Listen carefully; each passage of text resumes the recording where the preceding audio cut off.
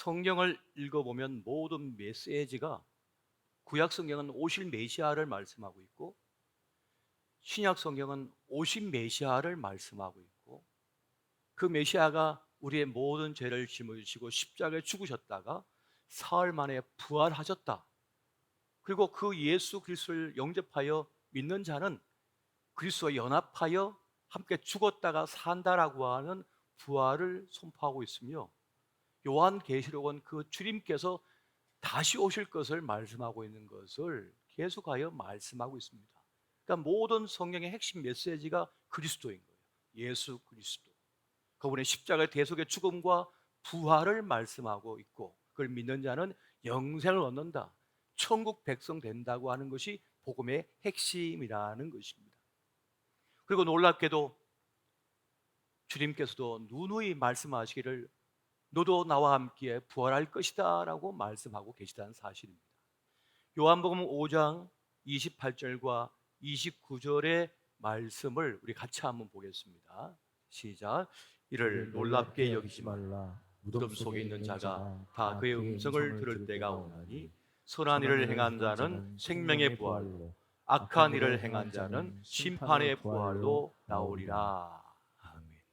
분명히 우리 예수님께서 이 부활에 대하여 말씀해 주고 있습니다.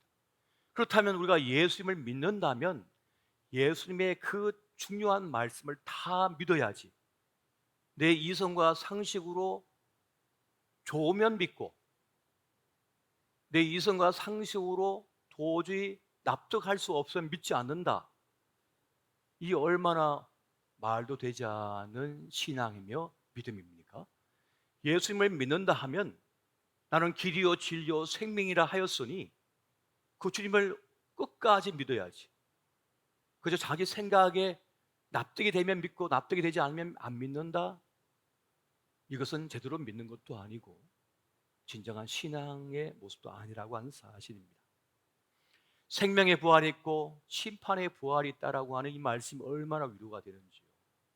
여러분, 지금도 이 지구촌 안에 억울한 죽음이 많습니다. 참 열심히 살았고 성실하게 살았고 착하게 살려고 노력했고 그리고 딱 몰려 살았는데 하루아침에 그 모든 걸 송두리째 빼앗기고 이런 모를 산기슭에서 죽음으로 발견된 일들이 얼마나 많습니까? 이 끔찍한 그 일들에 대하여 인간은 할 길이 없습니다. 공의를 행할 길이 없습니다. 이렇게 인간은 연약한 거예요. 지금 이 순간도 저 지구촌 어디선가 억울하게 자기의 생명을 빼앗기고 인생을 빼앗기고 누군가의 짓밟혀 노예처럼 살아가는 일이 얼마나 많습니까? 새창살에 갇혀서. 그런데 이 심판의 부활이 없다면 이 얼마나 억울한 일입니까? 그 악한 자들에 대하여 심판의 부활을 하신다고 분명히 말씀하셨어요. 죽음으로 도망쳤다 하더라도 살려내가지고 심판하신다. 그리고 억울하게 죽어간 이들의 그 아픔을 달래준다는 거예요.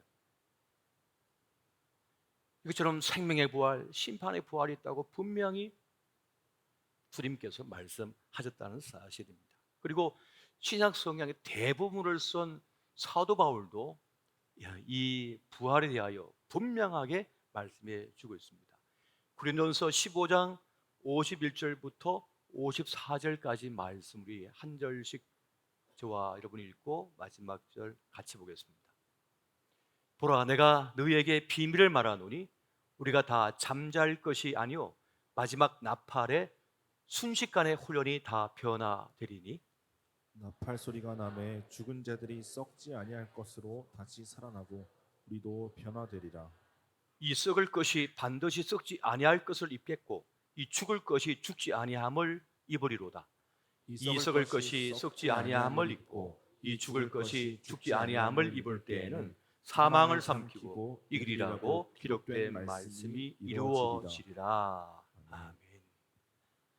죽은 자들이 반드시 살아날 것을 성경은 지속적으로 말씀해 주고 있다는 사실입니다. 교회 다니는 분들이 부활이 잘 안 믿어질 수가 있어요. 왜냐하면 그걸 경험한 적이 없기 때문입니다. 내가 지금 보지 않는다고 없는 겁니까? 못 본다고 없는 것입니까? 사실이 아닌 것입니까? 내가 경험해 보지 못했다고 그 일이 일어나지 않습니까? 우리는 높은 차원의 도덕, 윤리, 사랑에 대하여는 공감을 하고 감동을 합니다. 아, 성경의 가르침이 대단하다, 훌륭하다, 따를만 하다라고 생각을 합니다. 그리고 인류의 죄를 대속하여 십자가에 대신 죽으셨다고 하는 그 모습을 보면서 인류애적으로 참 놀랍다, 훌륭하다, 성인이다 이렇게 말을 합니다만, 성경은 윤리 도덕적 수준에서만 머무는 것이 절대 아니라고 한 사실입니다. 그럼 성경의 메시지는 인간의 이성과 상식을 뛰어넘는 이야기가 대부분입니다. 그리고 죽음 너머의 이야기를 말씀하고 있는 것도 사실입니다. 그러니까 성경은 우리의 이성과 상식으로만 이해하고 받아들일 수 있는 것이 절대 아니라고 하는 사실입니다. 그래서 우리의 이성과 상식을 뛰어넘는 그 일들에 대하여는 우리에게 믿음을 요구하고 있습니다. 그리고 신앙을 요구하는 거예요. 여러분, 신앙이라고 하는 그 말의 한자를 살펴보게 되면 신앙은 뭡니까? 신이라 초자연적인 절대자를 믿고 받드는 것이다, 따르는 것이다. 이게 신앙이라고 하는 말의 뜻이에요. 여러분, 다 알지 못하고 이해할 수 없지만은, 또 공감할 수 없지만은 믿는 것이 신앙생활이라는 것이고 믿음이라고 하는 것입니다. 하나님께서는 아브라함에게 납득할 수 없는 명령하십니다. 너 본토 아비집 친척을 떠나라. 그리고 내가 말하는 곳으로 가라. 그런데 지시할 땅으로 가라 그랬는데 아직 말씀 안 하신 거예요. 그러니까 무조건 떠나라는 거예요. 그래서 아브라함이 갈 바를 알지 못하고 떠났대요. 어디를 방향을 알려줘야 되는데 그걸 알려주지 않고 그냥 본토 아비집에 그냥 떠나라는 거예요. 그런데 믿음으로 아브라함은 본토 아비 친척 집을 떠나서 그냥 갈 바를 알지 못하고 그냥 나선 겁니다. 아직 지시한 적도 없는데 그냥 가는 거예요. 그런데 더 납득할 수 없는 것은 100세에 낳은 아들 이삭을 바치라는 거예요. 번제물로. 이 얼마나 납득할 수 없는 명령입니까? 그런데 아브라함은 이삭을 데리고 모리아 산으로 올라가서 그 이삭을 번제로 바치려고 하죠. 그때 하나님께서 멈춰라, 옆을 봐라 했더니 순양이 나무에 뿔이 걸려갖고 있는 거예요. 하나님께서 이미 번제물, 제물로 순양을 준비해 놓으신 거예요. 그럼 뭐 한 겁니까? 테스트한 거죠. 그래서 아브라함 믿음을 테스트하여 열국의 아비요 믿음의 아버지라고 하는 자리에 이르도록 주님께서 하신 것을 봅니다. 이 사건에서 우리는 십자가의 대속의 사건과 부활의 개념을 알 수가 있습니다. 이 사건에 대하여 히브리 기자는 이렇게 말씀합니다. 히브리서 11장 19절 보니까 그가 하나님이 능히 이삭을 죽은 자 가운데서 다시 살리실 줄로 생각한지라 비유컨대 그를 죽은 자 가운데서 도로 받은 것이니라. 우리는 다 이해할 수 없지만 이미 그 사건을 통하여 십자가 대속, 이삭 대신의 양을 바치고 그리고 하나님께서 살려내시는 그 역사를 경험토록 했다는 것을 말씀해 주고 있습니다.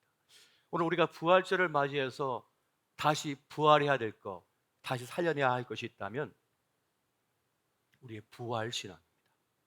죽었던 우리의 부활신앙을 다시 회복할 필요가 있다는 것입니다.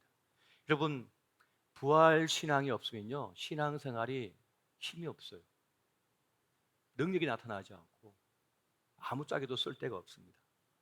세상을 이기는 믿음이 아니라 세상에 끌려다니는 신앙생활을 해요. 막 세상에 이리 치이고 저리 치이고 막 끌려다니고 세상이 우리의 믿음을 조롱합니다. 우리의 신앙을 조롱해버려요. 왜냐하면 늘 우선순위에서 밀려나거든요. 하나님이 삶의 우선순위에서 늘 밀려나요. 오늘 골프 쳐야지.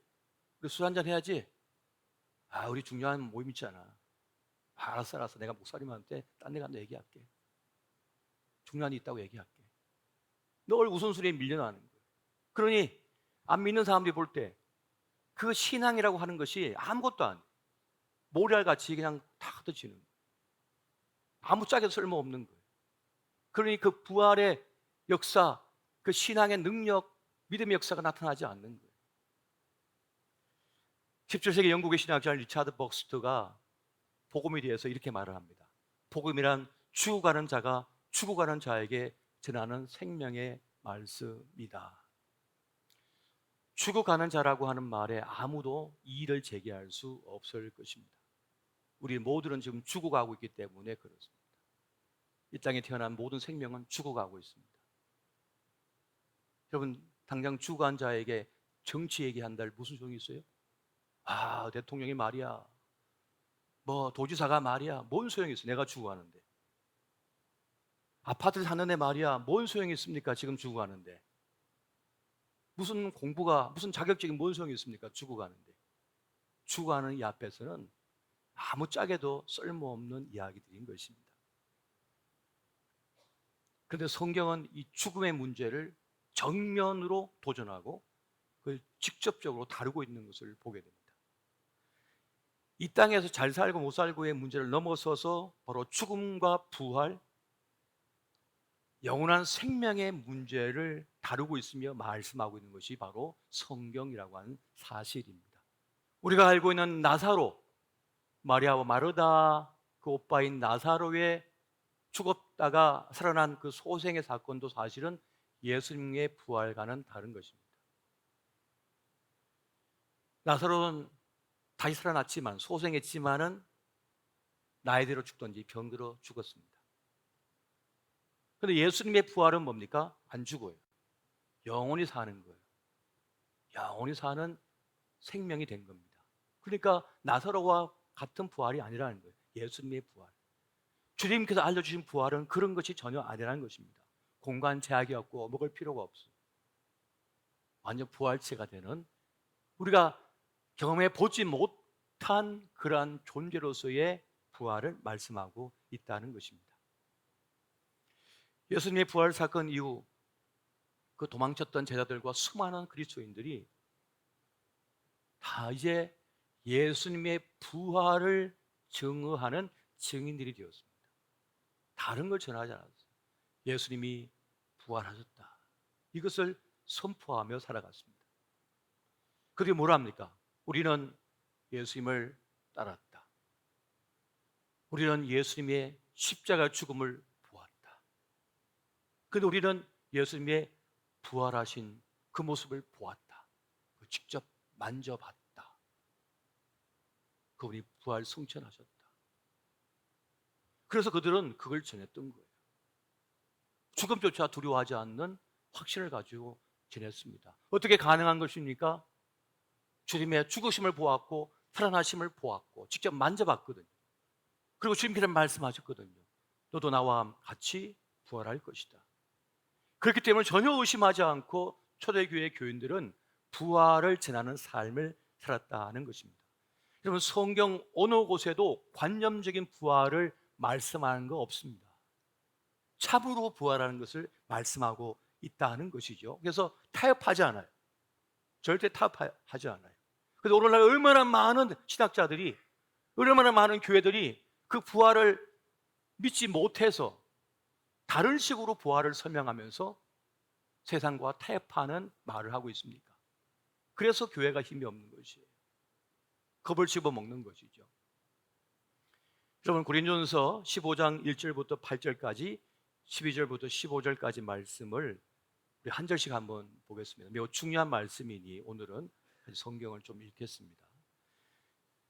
형제들아, 내가 너희에게 전한 복음을 너희에게 알게 하노니 이는 너희가 받은 것이요 또 가운데서 선 것이라. 너희가 만일 내가 전한 그 말을 굳게 지키고 헛되이 믿지 아니하였으면 그로 말미암아 구원을 받으리라. 내가 받은 것을 먼저 너희에게 전하였노니 이런 성경대로 그리스도께서 우리 죄를 위하여 죽으시고 장사 지낸 바 되셨다가 성경대로 사흘 만에 다시 살아나사 게바에게 보이시고 후에 12제자에게와 그 후에 500여 형제에게 일시에 보이셨나니 그 중에 지금까지 대다수는 살아있고 어떤 사람은 잠들었으며 그 후에 야고보에게 보이셨으며 그 후에 모든 사도에게와 맨 나중에 만삭되지 못하여 난 자 같은 내게도 보이셨느니라.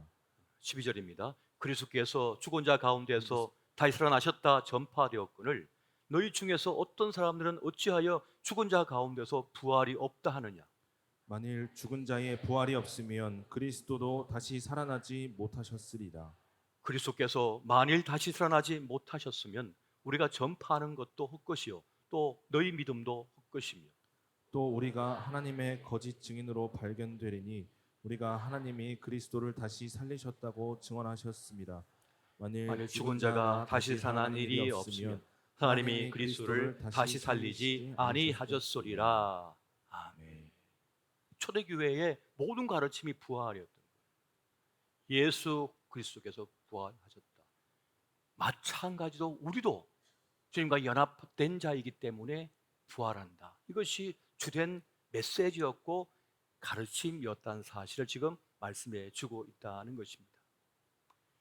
부활의 신앙이 있는 사람, 그걸 믿는 사람은 이 세상을 살면서 자유함을 얻습니다. 이 부활 신앙이 확고한 사람은 이 세상을 두려움 없이 살아갈 수가 있습니다. 너희가 진리를 알지니 진리가 너희를 자유케 하리라는 말씀대로 이 세상을 살면서 자유함을 누리며 살 수가 있다는 것입니다. 이 세상 한 번뿐이면 여러분 너무 끔찍한 거 아니겠습니까? 너무 억울하지 않겠습니까? 이 세상 생애가 한 번뿐이라고 믿는 사람은 나쁜 짓 저질러도 그래요. 죽으면 그만인데 뭐 이렇게 해버린단 말이에요. 그러나 이것이 아니라 부활이 있고 영원한 삶이 있다고 믿는 사람은 위협과 어떤 고난과 역경이 와도 부활이 있는 것을 믿기 때문에 그것에 너무 붙들려 살지를 않습니다. 그게 좌지우지되는 삶이 아니게 되는 것이에요. 주님께서는 우리가 행하는 그 성례 가운데 성찬식 그리고 이 세례식을 통해서도 그것이 어떠한 의미를 가지는지를 말씀합니다. 그것은 무엇입니까? 내가 주님과 함께 죽고 주님과 함께 사는 그 메시지, 그 내용을 담고 있는 의식이라는 거예요. 여러분 세례식 한번 보시면 로마서 6장 3절과 4절, 8절과 9절 말씀도 같이 한번 보겠습니다. 무릇 그리스도 예수와 합하여 세례를 받은 우리는 그의 죽으심과 합하여 세례를 받은 줄을 알지 못하느냐. 그러므로 우리가 그의 죽으심과 합하여 세례를 받음으로 그와 함께 장사되었나니 이는 아버지의 영광으로 말미암아 그리스도를 죽은 자 가운데서 살리심과 같이 우리로 또한 새 생명 가운데서 행하게 하려 함이라. 만일 우리가 그리스도와 함께 죽었으면 또한 그와 함께 살 줄을 믿노니 이는 그리스도께서 죽은 자 가운데서 살아나셨음에 다시 죽지 아니하시고 사망에 다시 그를 주장하지 못할 줄을 알미로라. 아멘. 우리가 세례를 받을 때 그 의식이 말하는 바는 주님과 함께 매였다는 거예요. 함께 했다는 거예요. 합하였다는 거예요. 그래서 함께 죽고 함께 사는 의식이라는 거예요. 이게 바로 아즈카라의 원리라고 하는 겁니다. 히브리어 아즈카라라는 말은 한 부분이 전체를 뜻하는 거예요. 11조가 아닙니까? 10의 1을 드렸는데 전체를 드린 것과 같이 주님께서 쳐주시는 거예요. 값을 매겨주시는 거예요. 그런 원리가 작동되고 있다는 것입니다. 그렇게 우리가 성찬식을 할 때 그 조그만 주님의 지키신 살을 상징하는 그 떡을 먹고 그 조그만 포도주, 얼마 양도 되지 않는 포도주지만 그것이 예수님의 피를 상징한다 해서 그 피를 마십니다. 그 상징적인 행위, 그것이 무엇이냐? 내가 주님과 하나가 됐다는 거예요. 그 주님을 내가 내 몸에 받아들였다는 거예요. 내 인생 속에 받아들였다는 거예요. 하나가 됐다는 거예요. 내 살이 되고 내 피가 됐다는 거예요. 예수의 살이 내 살이요, 예수의 피가 내 피가 됐다. 난 주님과 하나다는 거예요. 그렇기 때문에 예수 생명의 역사가 함께 역사한다. 주님이라고 나무에 내가 젖붙임이 됐다는 거예요. 젖붙임이 됐어요. 젖붙임이 됐더니 이거 분명히 끊어진 죽음을 상징하고 끝난 것이었는데 젖붙이니까 그 끝에서 그 원줄기를 따라서 생명을 공급받아 가지고 꽃이 피고 열매가 맺는 거예요. 너무나 신기한 거 아닙니까? 그것처럼 그런 생명의 역사가 우리에게도 일어난다. 예수와 함께 부활한다. 할렐루야. 이걸 말씀하고 있는 것입니다. 제가 그때 학교에서 그 젖붙임을 배워가지고 집에 와서 해봤거든요. 한번 나무를 잘라가지고 그 원 잘 자라고 있는 나무 가지를 자르고 거기다가 붙여가지고 실로 묶고 놨어요. 정말 되나 안 되나. 학교 숙제가 그게 있었기 때문에 해봤어요. 그랬더니 그 며칠 지나니까 진짜 이게 붙어가지고 거기서 촉이 나면서 줄기가 자라고요. 꽃이 피는 거예요. 이야, 이게 너무 신기한 거. 어릴 때 그걸 보면서 말이죠. 그 생명의 역사처럼 우리는 이미 죽어서 끝난 인생 같았는데 주님께 젖붙임이 되니까, 주님께 붙으니까 그 생명의 역사가 나타났던 것처럼 주님과 함께 부활할 줄을 여러분 믿으시기 바랍니다. 우리는 다 알지 못합니다. 여러분 인생 다 아십니까? 여러분 몸 다 아십니까? 여러분 자녀 인생 다 아십니까? 내가 낳았지만 다 아십니까? 모르잖아요, 솔직히 말하면. 이 세상이 어떻게 될지 어떻게 합니까? 모릅니다.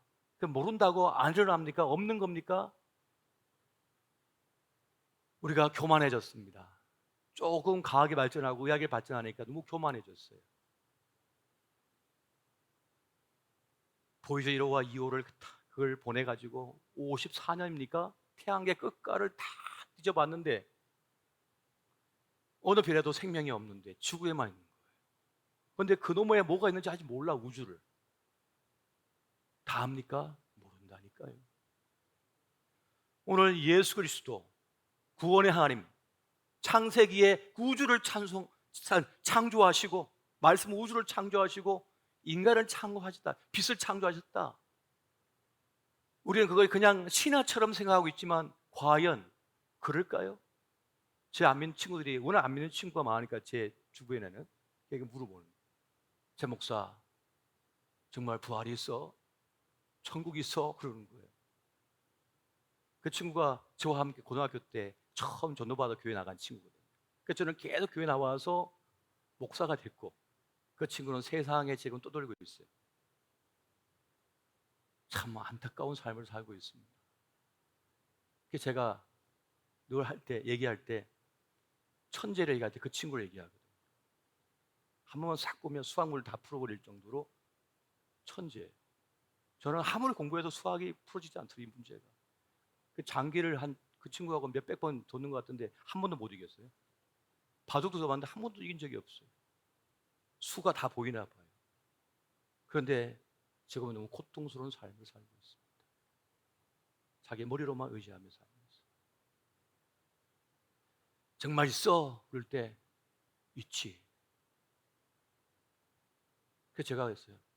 너 자꾸 나한테 자꾸 질문하는데 정말 있으면 어떡할래? 내가 물었어요. 그 친구가 또 저한테 없으면 어떡할래? 없어도 나를 봐라. 잘 살고 있지 않니? 없어도 나 아쉬울 게 하나도 없단다. 내 소망하는 바 다 이루었는데 나 지금 행복한데 예수 믿어서. 예수 안 믿어서 어떻게 됐냐? 물론 예수 믿어도 고난 당하고 어려움 당할 수 있습니다. 그렇습니다. 저도 어려움도 많이 당하고 고난을 당했습니다만 그러나 주님을 믿고 의지하고 부활의 소망을 가지고 나가기 때문에 그 부활의 역사가 제 삶 속에 계속 일어나고 있는 걸 경험해요. 그런 말씀 아십니까? 자기가 하는 말이 운명이 된다. 지금 그 사람이 부른 노래가 그 사람의 운명이 됩니다. 계속 연기를 하면서 자꾸 나쁜 역할, 안 좋은 역할, 추구한 역할, 이런 역할 하는 사람은요, 표정도 얼굴도 삶도 그렇게 흘러가는 것 같아요. 그런 노래 부르는 사람은 그렇게 그 노래처럼 되어지는 것 같아요. 근데 부활의 노래를 부르고 사랑의 노래를 부르고 영광의 노래를 부르는 사람 어떻습니까? 그 영혼이 살아나고 그의 고백처럼 그의 삶이 살아나는 것을 보게 됩니다. 여러분, 부활의 노래 부르시기를 예수 이름으로 축원드립니다. 부활은 반드시 있으며 지금도 그 부활의 역사가 작동되고 있음을 믿으시기 바랍니다. 그 부활의 영광 속으로 들어가는 저와 여러분 되시기를 예수 이름으로 축원드립니다.